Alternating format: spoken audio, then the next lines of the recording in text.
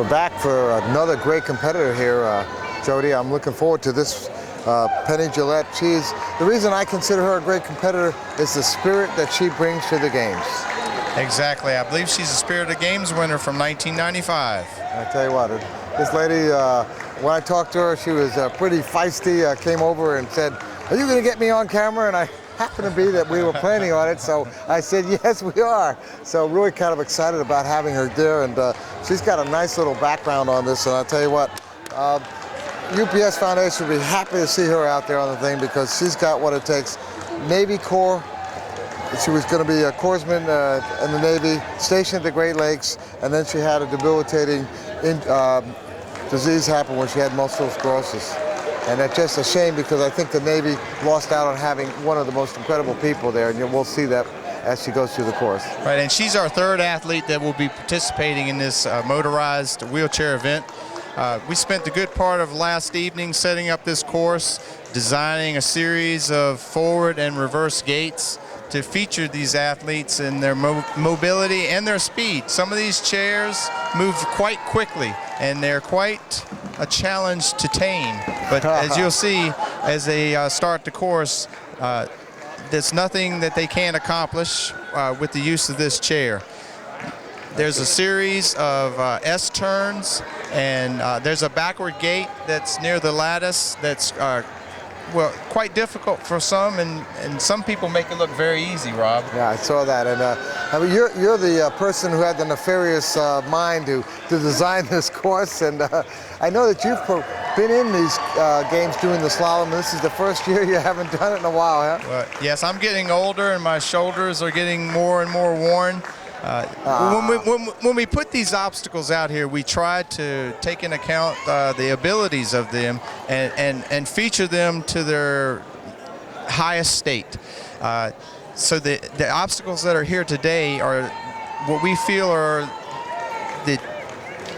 reach the challenge for these athletes. And for the other classes, if you will, we'll have more quantity of obstacles, and the difficulty will increase as well. And I think one of the reasons why you not just shoulder that's keeping you from doing this game is because you designed it and it would have been a little bit maybe. Right. They would have wanted to go without having to look at it. There we go. There's definitely a conflict of interest there. But it's a lot of work, you said, that goes into doing this. It is, and there's a lot of, I get a lot of gratification seeing and hearing the feedback from the athletes. We've gotten a lot of positive feedback. And I know that every one of these athletes is missing Jim Hayes, who's the founder for the event. Many of the athletes have buttons that they're wearing that memorialize Coach Hayes. Yes. Now, let me ask something. You're in a manual wheelchair. You're designing a course for a power wheelchair. What are the challenges for you to be able to do this? And how did you figure out, well, this is going to be tough and be easy?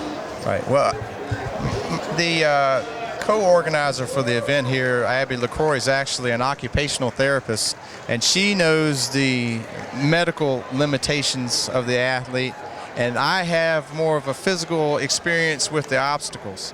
And between the two of us, we've done our best to create the course. Here goes Penny, and there she goes. Just trying to get things going, put it in high gear, I guess. And I make sure when we get to interview her, we want to talk about her. She's wrote a book called Miracles in the Damnedest Way. So I think, I have a feeling we're going to enjoy talking with her about that.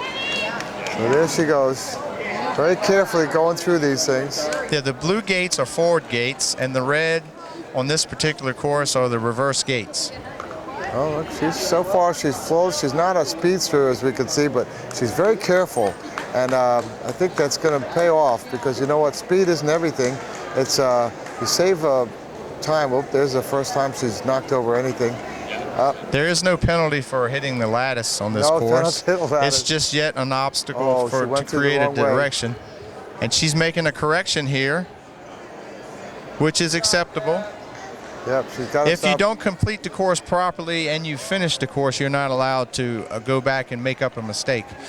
The coaches, I should say the officials, do not help the athlete with missed gates, but they may may hear from other members in the crowd that they've made a mistake and they should reconsider what they've done and look down to the floor. You'll see there's also tape that is affixed to the floor, because there's a chance that some of our athletes are colorblind as well. So you know, there's a directional arrow and what we call a reverse directional arrow. That makes it very interesting. Yeah, well, you could see that even as she went backwards through the lattice area, she was having a conversation with the referee there, and you know, like I said, Penny brings a lot of zest to this thing, and you can tell that she really has a lot of spirit, and that's what I think is going to make this an interesting run here. She has quite a bit of flash about her too.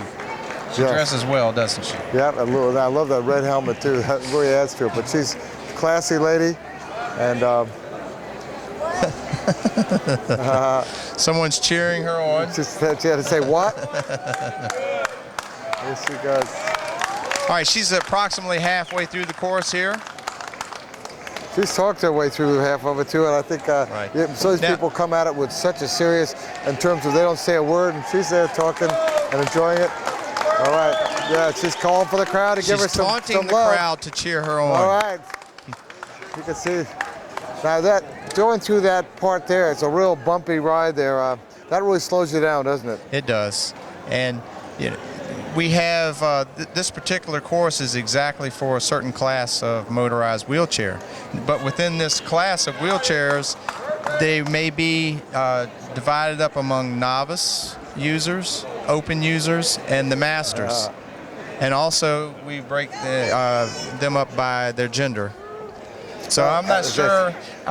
Well, Penny has another young lady that will be competing with her, but it might be possible that they're not in the same. Oh, three. It might be possible that they're not in the same class. Maybe that one of the young ladies is a novice, and maybe Penny is a master. I'm not sure. We have some people who are they qualify to be in masters, but choose to be in open because they want to have a higher level of competition. Well, here she comes. She's coming on the last of this thing here. Let's see how she's going to do.